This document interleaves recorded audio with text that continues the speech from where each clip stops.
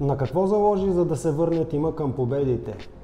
Не са малко нещата, с всеки изминал ден работим все повече и повече и обръщаме внимание на все повече детайли в играта.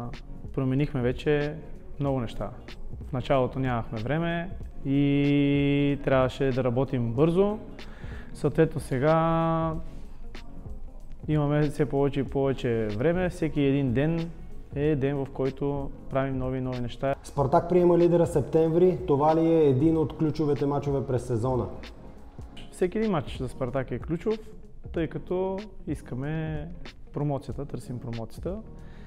В Б група, аз съм го казал много пъти, че няма слаб матч. Както може да си го направим лесен, така може да си го направим и труден, както беше и последния матч. След като играят първия срещу втория, е важен.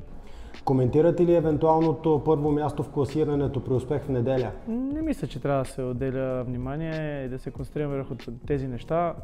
По-важното е да вървим напред, да побеждаваме и когато има добри игри и резултати, първото място е ясно.